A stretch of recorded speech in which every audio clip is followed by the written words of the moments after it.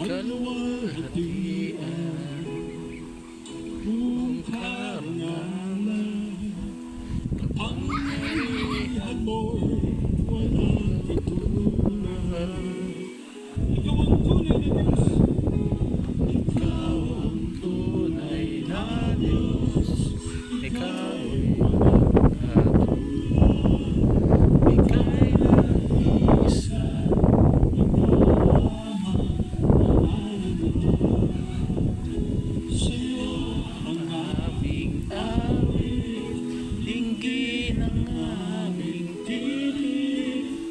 sisigaw sa buong mundo.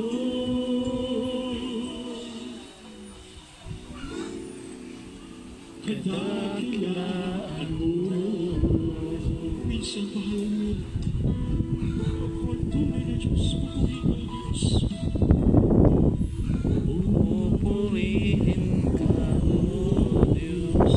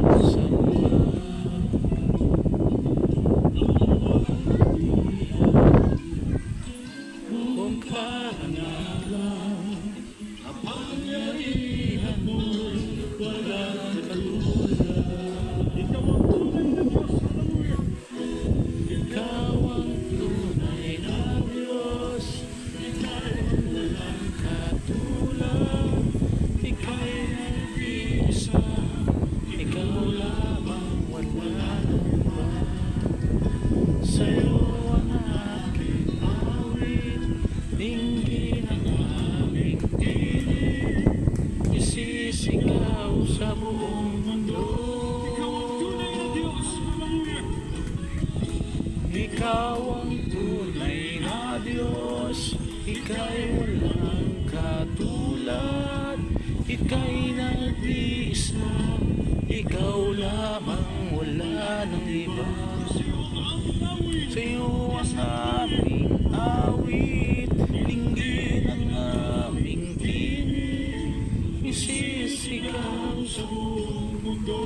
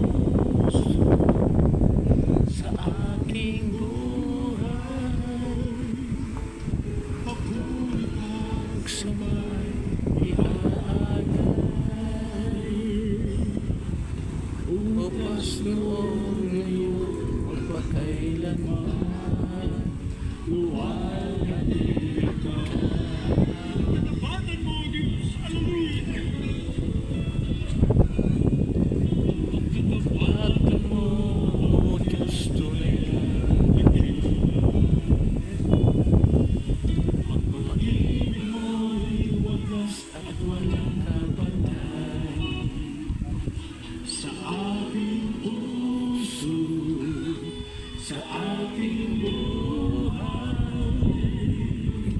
Patuloy magsunod, ialay bukas mo ngayon at pagkailanman lumating na. Panginoon, kay buti mo agad, hallelujah. Panginoon, kay buti mo sa akin. Ikaw lamang ang tanging sasabihin, Panginoon. Ikaw lamang ang narito sa sambahin.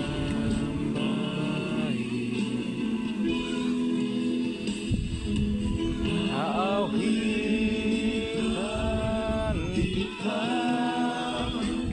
at pupurihin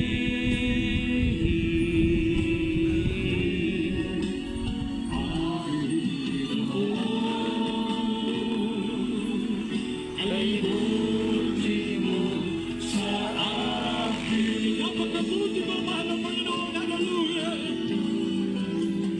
Napakabuti mo, di ka nagbabago.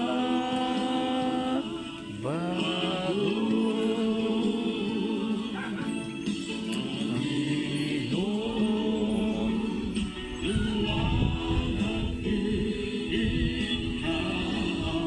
napakabuti mo, mahal na Panginoon. Napakabuti mo, di ka nagbabago.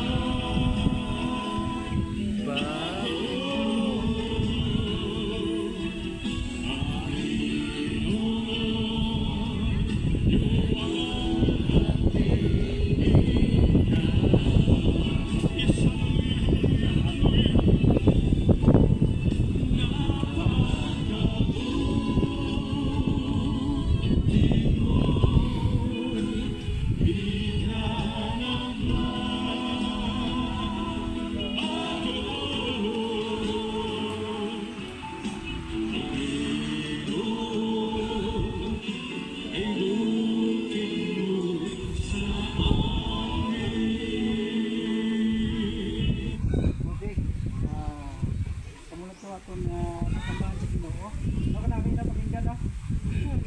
Amen. So, sini nga pili yun. Ihatag ko nga pili sa ating lion. Sa aton nga pinalanggang chaplain. Para mag-share sa tulong sa Ginoo mo. Ha? Okay. Dapat ko. So, para pagkatang Ginoo ka dito. Son. Yun, siya gusto mo rin din.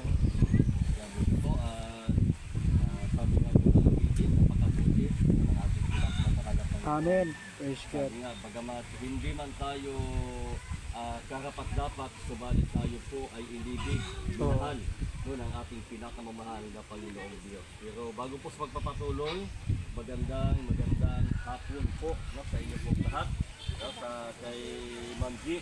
Yes. Sunod. So, sa lahat po ng mga ganito, kay nanay, sa inyo lahat, no? Magandang hapon po sa inyo pong lahat. Pero din po sa aking po mga kasamahan, so,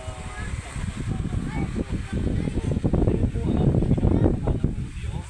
Bagamat mga kapatid, tayo po ay isa sa nilikha ng ating pinakamamahalang ng Diyos. Lahat po ng pananaw sa sanlibutan ito ay ginawa ng ating pinakamamahalang na Panginoong Diyos. So lahat ng yan may mga purpose po yan, no? May layunin ang ating pinakamamahal na Panginoon kung bakit ginawa niya lahat ng bagay. Katulad po ng mga punong kahoy, yung mga nagbubungat, mga punong kahoy. So lahat ng yan, yung ating bagay.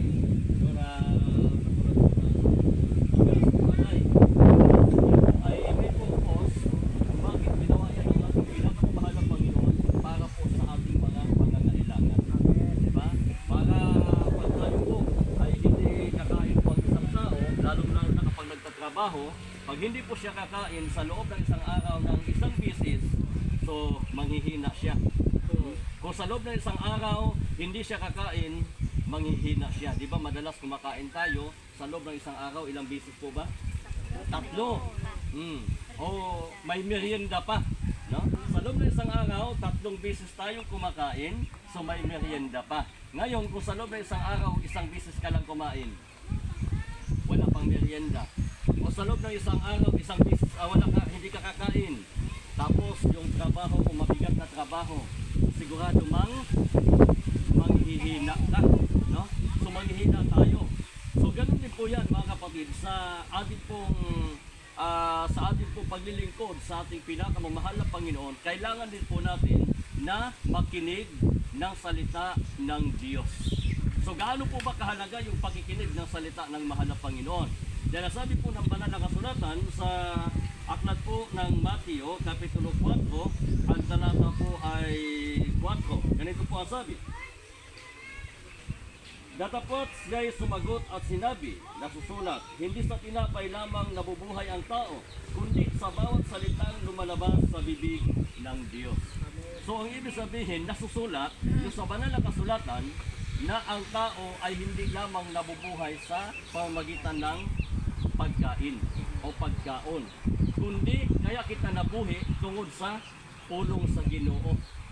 Tungod sa pulong sa Ginoo. Kay kung wala ginsiling sa Ginoo na lalangin natin ang tao ayon sa ating wangis, sigurado hindi tayo maging tao. Diba? Sinabi ng Panginoon yun. Sabi ng mahal na Panginoon, lalangin natin ang tao ayon sa ating wangis. So ibig sabihin tayo po nilalang ng mahal na Diyos ayon sa wangis ng Diyos. Ayon sa wangis ng ating pinakamamahal na Panginoon. Kaya nga, ang tao po ay naging kaluluwang may buhay. Yes. Kasi galing po tayo sa alikabok, sa luta, no? Yampok. So kaya kita halin sa yampok, hindi na makita magkadto. Kaya ginsiling sa balaan kasulatan, mga kapatid, na ginhimo sa Ginoo, ginporma niyang tao, kag ginhoypan,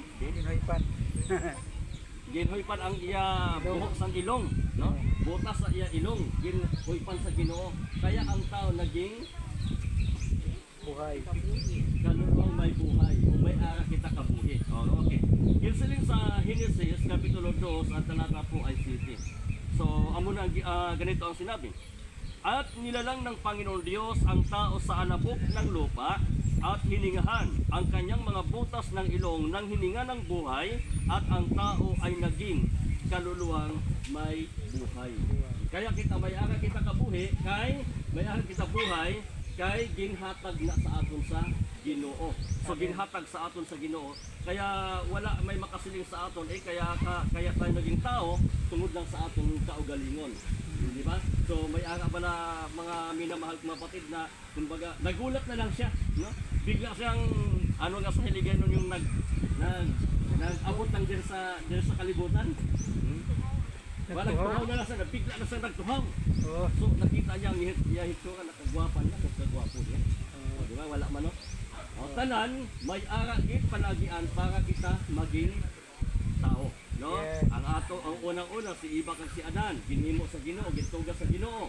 Kag gingamit man ang atong mga nanay naton kag ang atong tatay para kita maging tao. Pero tanan ina ang Ginoo sila ang may plano. Ang Ginoo sila ang naghimo. Okay.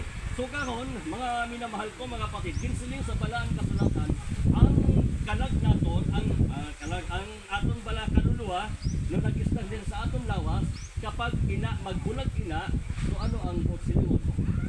Patay. O diba? O, halimbawa, maski ano, kukuton mo, pinakagamay-gamay gig, kusin mo pala, no? O pinakadako na pagkusin mo, pagkuhat pala sa imo, hindi na nasa hindi na siya magsabak mo. Pero, testingin ba na ang inutipad na? Kasi Testingin ba na? So, ibig sabihin, pag magbanos na siya, ang ibig sabihin, nung nakapagkag siya sa kapagkag siya sa sakit, no? Masakitan siya tungod kay ara sa iyang kalag, ang iyang kaluluwa, no? So, amo man na, mga minamahal kong mga kapatid, ang kaluluwa naging siling sa balaan kasulatan na amo na pag magbulag sa atong lawas, mabalik na siya sa Ginoo. Yes. Mabalik na siya dito kay maatubang na siya mo. Maatubang na siya sa Ginoo. Kay aray, ginsiling sa Ecclesiastes. Okay na. Mamaya na cellphone. Ecclesiastes Kapitulo 12 at talata po ay 7. Okay, mamati kita ha. At ang alabok ay mauwi sa lupa gaya ng una, at ang diwa ay mababalik sa Diyos na nagbibigay sa kanya. So yung alikabok, saan babalik? Diba sabi ni nanay? Sa lupa. Kaya di naman alin. Pero ang kaluluwa, ang espiritu mabalik sa Ginoo. Kaya siya ang naghatag mo. Siya ang naghatag. Kaya lang, amo ni siya ang hindi pa naintindihan sa iba. Kaya ginaisip na sa iba, ay pag napatay na, sumabalik na sa Ginoo. Pero may ara kita, ginatawag na. Okay, may ara kita na, kung ginatawag na, kumbaga may parusa, no? May, husga. So may ara ina, husga. Hindi lang, babalik lang sa Ginoo. Hindi lang ina, kundi may ara ina, husga, no? Sa depende ini sa atong mga hinimuan. Okay. Okay, tama na. Okay. So ginsulin sa balaan kasulatan kaya ang atong kaluluwa babalik sa Ginoo kay siya ang naghatag no. So pero kita husgahan kita depende sa atong hinimuan. Okay. Ginsulin sa ikaduhang na Korinto namin ganito kung may hiligay nung kita na nalabis yan. Kaya nagatuto mo kita may hiligay mo. May bastante, no? Okay. Ginsiling sa ikaduhang Korinto, Kapitulo 5, ang talata po ay Gis. Amo ning ginsiling. Mamati kita ha. Ang siling, sapagkat tayong lahat ay kinakailangang mahayag sa harapan ng hukuman ni Kristo upang tumanggap ang bawat isa ng mga bagay na ginagawa sa pamagitan ng katawan ayon sa ginagawa niya, maging mabuti o masama.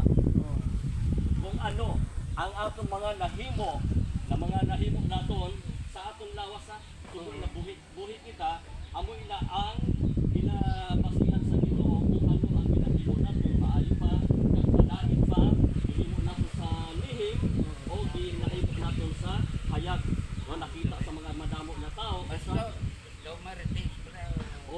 na siya mga nakita sa tao kag hindi mga nakita sa tao. Pero ginsiling sa balaan ginsiling sa balaan kasulatan tinatanan dalpon nato na dito sa hukmanan sa Ginoo. Kay dira kita husgahan depende sa aton mga ginahimo. Karon kung ang ginahimo naton maayo, nagapangalagad ta sa Ginoo, nagapasalamat ta sa Ginoo sa tanang abugay na nabato nato, nadawat naton halin sa iya. So amo ina mga maayong butang na ginakahimutan sa atong pinaka mamahal na Panginoong Diyos. So kumbaga tumutulong tayo sa mga nangangailangan ng tulong, nagbibigay tayo sa mga nangangailangan ng kailangang bigyan. So mga mabubuting Wala kang respeto sa kaya lang minsan, ito man yung pinaka masakit ng pakinggan sa marami na yung iba nagbibigay lang doon sa nagbibigay din sa kanila. Di ba? May kesyo niya, naghahatag mo. Naghahatagan ba nila? Pero dito sa mga naghahatag sila, kaya ito sa balang kasulatan, kung maghatag dito sa mga kabalo kita maghatag na sa ato, ito wala dito sa mga bago na makayo. Di ba? Yung kung maghatag ka dito sa balaan mo na, hindi na maghatag. Pero ginahatagan mo, ang Ginoo sila maghatag sa ato sa reward. Kaya amo na siya napakatagan din mo. Iwa-iwa ay gina siya. So amo man ang aton grupo naton kaya maski sino wala gid sa ginapilian, higado, mayaman, basta gusto o higit. Kaya amo man pagpanalagad sa Ginoo, mahirap kag mayaman, kinahanglan gid naton mga lagad sa Ginoo kay maabot ang adlaw maatubang kita tanan sa planan sa Ginoo.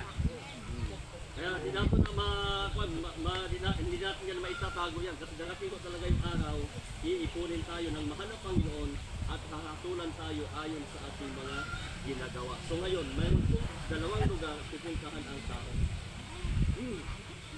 Dalawang lugar yung pupuntahan ng ating kaluluwa. Langit at impyerno. So dalawang lugar lang po yan ang pupuntahan ng ating mga kaluluwa. So ngayon, sabi ko nga kanina, yung kaluluwa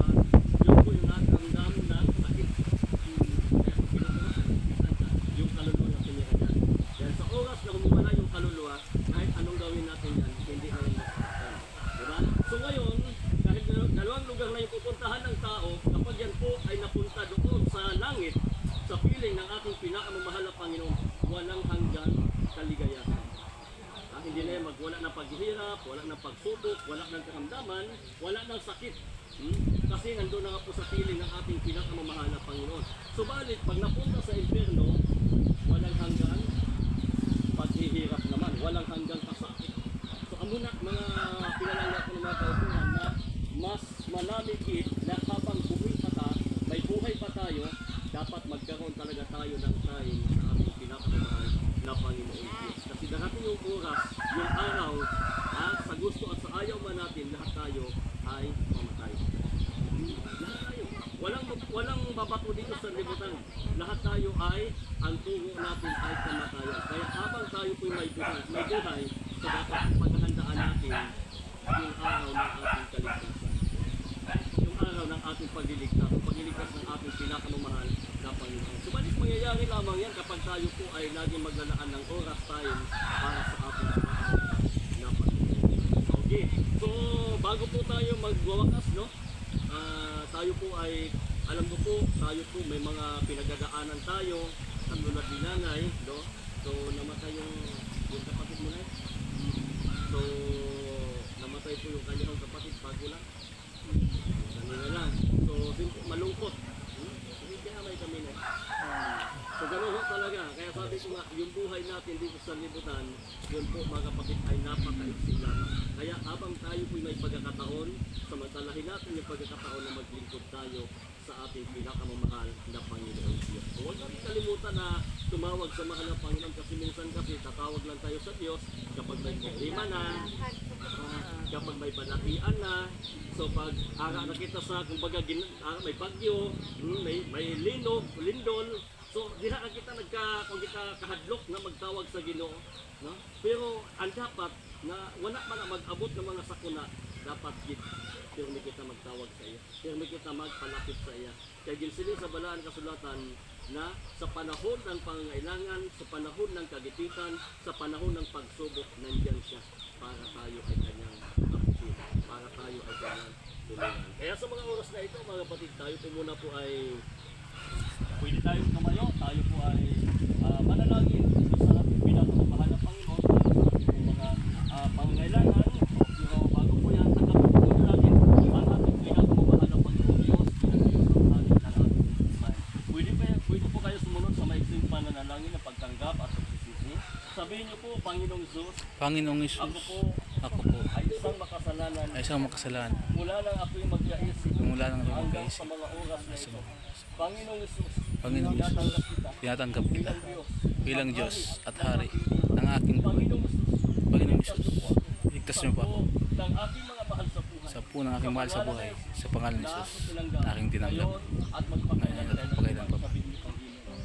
Amen. Amen. May mga problema, may kahilingan sa ating pinakamamahal na Panginoon.